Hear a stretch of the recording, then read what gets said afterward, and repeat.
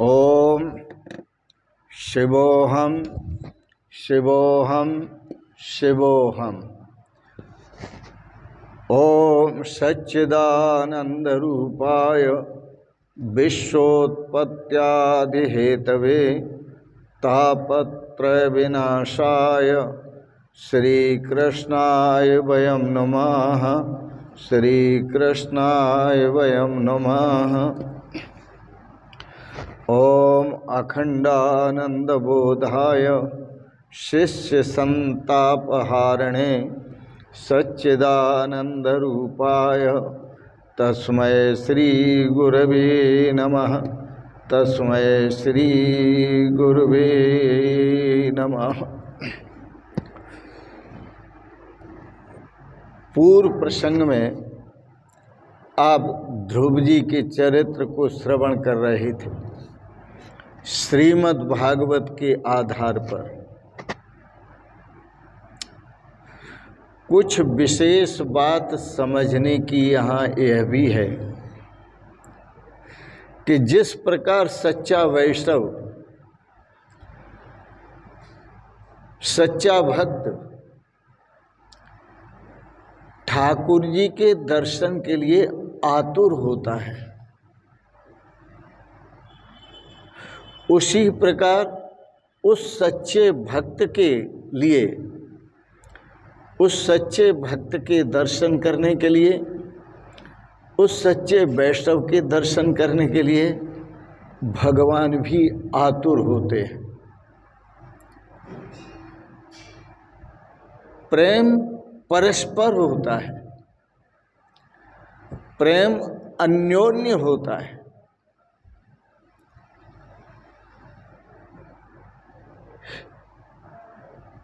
पंढरपुर में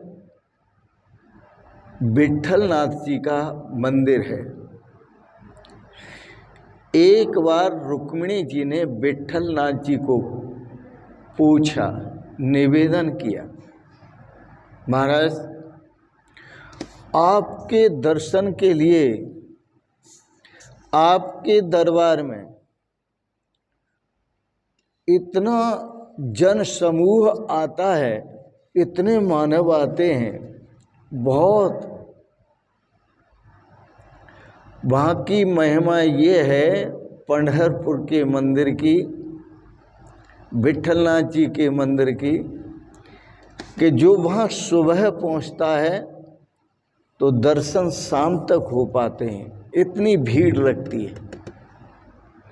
रुक्मिणी जी ने विट्ठलनाथ जी से पूछा कि इतने लोग दर्शन के लिए, आपके दर्शन के लिए आते हैं, परंतु आप जो हैं वो नीचे नज़र करके ही खड़े रहते हैं, आप किसी भक्त की तरफ देखते ही नहीं। तो भगवान विट्ठलनाथ जी ने बड़ा सुंदर उत्तर दिया। कहा, रुक्मिणी जी, ये जितने भी आते हैं यह मेरी प्राप्ति के लिए नहीं आते, यह मुझको मांगने के लिए नहीं आते, यह मुझसे मांगने के लिए आते हैं। और इनकी बहुत सारी ढेर कामनाएं हैं। कोई किसी की किसी कामना की पूर्ति के लिए प्रार्थना करता है, दूसरा और किसी कामना के लिए पूर्ति के लिए प्रार्थना करता है, तीसरा और किसी कामना की पूर्ति के लिए प्रार्थना करता है। सब यहाँ आते हैं, अपनी अपनी कामना लेकर आते हैं और कामना पूर्ति के लिए आते हैं, मेरे लिए नहीं आते। मैं नज़र तो तब उठाऊं ऊपर और नज़र भर के मैं तब देखूं भक्त को जो भक्त मेरे लिए आए।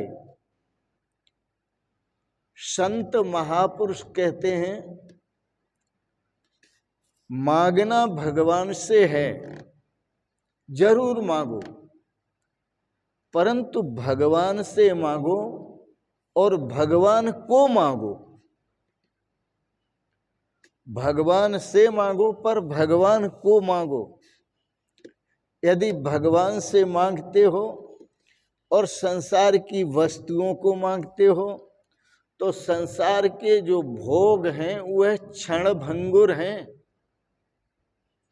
संसार के वो भोग हैं वो दुखालयम अशाश्वतम, वह दुख के घर हैं और क्षण भंगुर हैं। यह भगवान श्री कृष्ण गीता में कह रहे हैं और उन्हीं को आप भगवान से मांगते हैं। तो आप भगवान के भक्त नहीं बल्कि उन संसार भोगों के, संसारी भोगों के भक्त हो। इसलिए भगवान कहते हैं कि मैं नजर नीचे ही रखता हूं, क्योंकि उनको भोग चाहिए, भगवान नहीं चाहिए। जिसे भगवान चाहिए जब वह आएगा वैष्णव, सच्चा वैष्णव, तब मैं नजर ऊपर कर लूंगा, क्योंकि वो मुझे चाहता है, मैं उसे चाहता हूं। वो मुझसे मिलने के लिए आतुर है, मैं उसके मिलने के लिए आतुर हूं। तो ध्रुव जी भगवान के मिलने के लिए आतुर थे, इसलिए भगवान भी ध्रुव जी से मिलने के लिए आतुर हुए। ध्रुव जी अपना राजघर और परिवार, राज सुख, मातृ सुख, पितृ सुख सब छोड़कर, जो राज दरबार के जितने सुख होते हैं सब सुख छोड़कर वृंदावन के मधुवन में आकर बैठे हैं। तो भगवान भी अपना परिकर छोड़कर, गोलोक धाम का परिकर छोड़कर और ध्रुव जी के सामने खड़े होते हैं। यह है भक्त और भगवान की आतुरता। जब ध्रुव जी के सामने भगवान नारायण प्रकट हुए तो ध्रुव जी ने आंखें नहीं खोली। भगवान ने सोचा खड़े हुए हैं कि ये तो आंखें नहीं खोल रहे ध्रुव जी, मैं कब तक खड़ा रहूंगा। आंखें क्यों नहीं खोल रहे थे ध्रुव जी?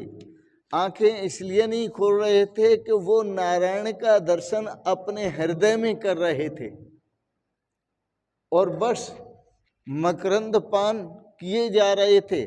भगवान के सौंदर्य का, भगवान के माधुर्य का और भगवान के आनंद का रस पिए जा रहे थे। भगवान ने देखा मैं कब तक खड़ा रहूंगा और ये मुझे देखते ही नहीं, आंखें खोलते ही नहीं। तो भगवान ने, नारायण ने अपना जो तेजोमय स्वरूप था उनके हृदय में विराजमान वह खींच लिया।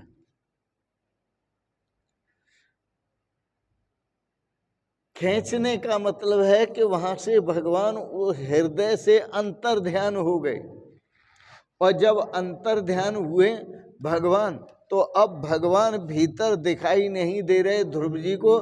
तो ध्रुव जी बड़े व्यथित हुए, बड़े दुखित हुए कि मैं जिनको देखता था वो कहाँ गए। सोचने लगे वह दिव्य स्वरूप, वह भव्य स्वरूप अब दिखाई नहीं देता। तो ध्रुव जी ने आंखें खोली। जब आंखें खोली तो जो हृदय में भगवान का दिव्य स्वरूप देख रहे थे वही दिव्य स्वरूप सामने खड़ा हुआ है। अब उस दिव्य स्वरूप को देखते जा रहे हैं, क्योंकि वहां चतुर्भुज नारायण प्रकट होकर दर्शन दे रहे हैं। बोले चतुर्भुज भगवान की जय।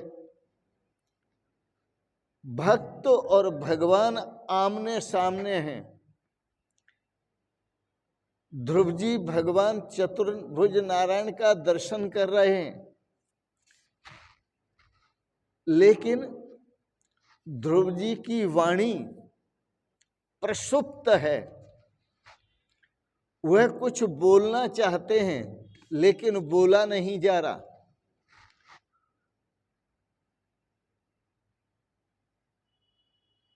ध्रुव जी भगवान के दर्शन ही नहीं कर रहे हैं। ध्रुव जी उनका जो परम तेजोमय स्वरूप है, उस तेजोमय स्वरूप को पी रहे हैं, तेजोमय स्वरूप को आत्मसात कर रहे हैं। भगवान का जो रूप है वह ज्योतिमय स्वरूप है। बोलने की इच्छा है ध्रुव जी की, लेकिन कुछ बोल नहीं पा रहे हैं। कैसे बोला जाए? क्योंकि वह बालक थे, अज्ञानी थे, पढ़े लिखे थे नहीं। 5 वर्ष की अवस्था में घर छोड़ के चले गए। 5 वर्ष का बालक कितनी उम्र का होता है, कितना पढ़ा लिखा होता है। भगवान ने देखा ध्रुव जी कुछ बोलना चाहते हैं, तो भगवान ने कृपा की। और कृपा क्या की कि उनके गाल पर अपने शंख का स्पर्श किया। तो शंख का जब स्पर्श किया, भगवान ने कृपा की, तो एक तो ध्रुव जी की वाणी जागृत हुई, दूसरा ध्रुव जी के भीतर सरस्वती का जागरण हुआ। और जब सरस्वती का जागरण हुआ और वाणी भी जागृत हुई, तो ध्रुव जी भगवान की स्तुति करते हैं। यो अंतः प्रविश्य मम वाचमिमां प्रसुप्तां संजीवयत्यखिल शक्तिधर सुधाम्ना अन्याश्च हस्तचरण श्रवणत्वगादीन् प्राणान्नमो भगवते पुरुषाय तुभ्यं, प्राणान्नमो भगवते पुरुषाय तुभ्यं। ध्रुव जी ने भगवान की स्तुति की, बड़े प्रेम से स्तुति की। प्रभु आप सर्वशक्ति संपन्न हैं,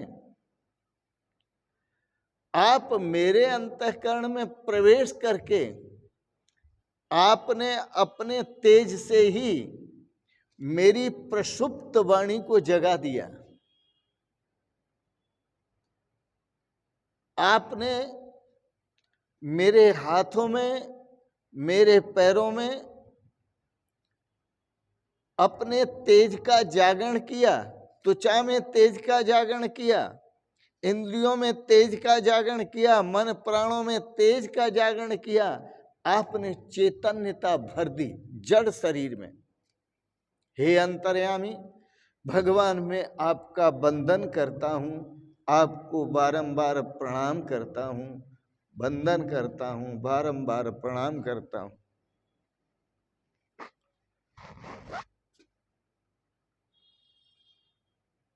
मेरी बुद्धि में प्रविष्ट होकर आपने मुझे सत्कर्म की प्रेरणा दी, इसलिए भी मैं आपको बारंबार वंदन करता हूं, प्रणाम करता हूं। मैं आपका कृतज्ञ हूं। आपकी कृपा से यहां एक बात और समझते चलें, केवल साधना करने से भगवान की प्राप्ति नहीं होती। साधना करके अहंकार भी हो सकता है। तो केवल साधना से भगवान की प्राप्ति नहीं होती, साधना से साध्य की प्राप्ति नहीं होती। केवल साधना से उन साध्य स्वरूप भगवान की प्राप्ति होती है, भगवान की कृपा से।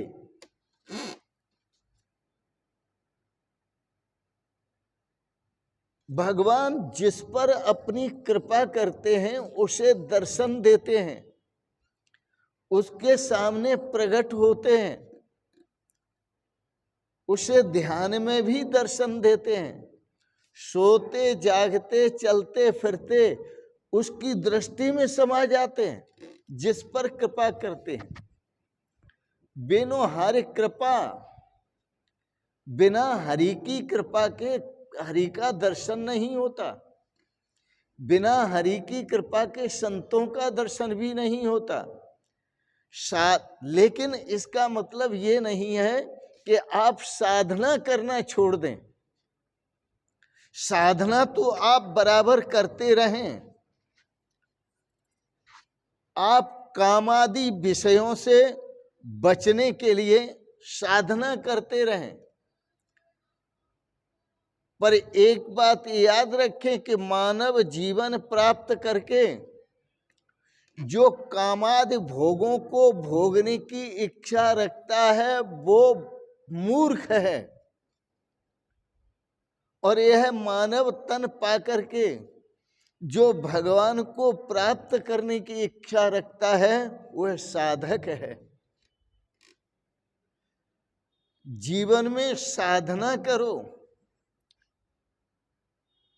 लेकिन भोगो उपभोग के लिए नहीं। जीवन में साधना करनी है भगवान की प्राप्ति के लिए।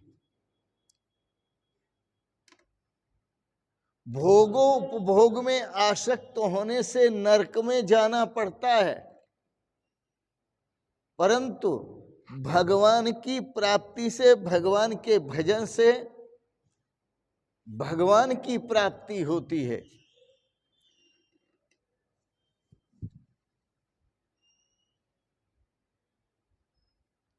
भगवान ने जब कृपा की तो ध्रुव जी कहते हैं आपकी कृपा से मैं आपको पहचान सकता हूं।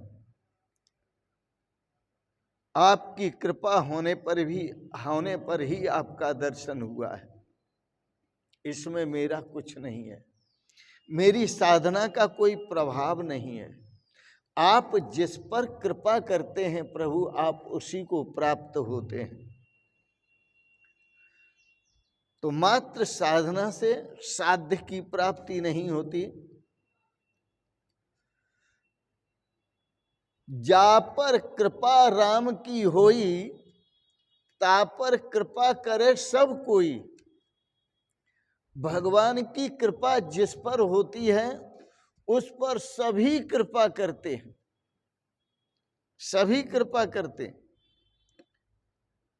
तो साधना त्याज्य नहीं है, साधना अवश्य करना चाहिए। साधना करने से विश्वास बढ़ता है, साधना करने से भक्ति बढ़ती है, साधना करने से अपने चरित्र का निर्माण होता है, सुचरित्र का, अच्छे चरित्र का निर्माण होता है।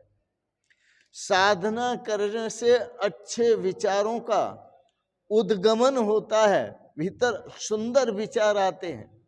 साधना करने से सुंदर भाव जागृत होते हैं।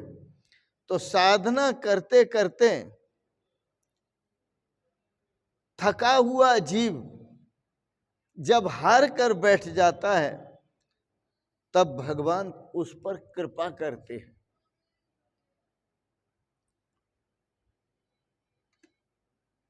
भगवान जिस पर कृपा करते हैं उसी को दर्शन देते हैं। गोस्वामी तुलसीदास जी ने कहा राम जी को, तुम्हारी कृपा तुम्हें रघुनंदन, जानत भक्त भक्ति उर चंदन। भक्ति करने वाले, साधना करने वाले जो भक्त हैं, तुम्हारी कृपा, उन पर तुम्हारी कृपा है तो वो साधना में लगे हुए हैं, प्रेम से लगे हुए हैं और तुम्हारी प्राप्ति के लिए लगे हुए हैं। तुम्हारी कृपा तुम्हें रघुनंदन। और जब आपकी कृपा होती है, हे राम जी, जब उन पर आपकी कृपा होती है तभी वो आपको प्राप्त कर लेते हैं। जानत भक्त भक्ति उर चंदन, वो अपने हृदय में भी आपका दर्शन कर लेते हैं और सामने भी आपका दर्शन कर लेते हैं। बड़े प्रेम से आप भगवान का दर्शन कीजिए। चाहे आप अपने हृदय में दर्शन कीजिए और चाहे आप बाहर दर्शन कीजिए, भगवान का दर्शन कीजिए।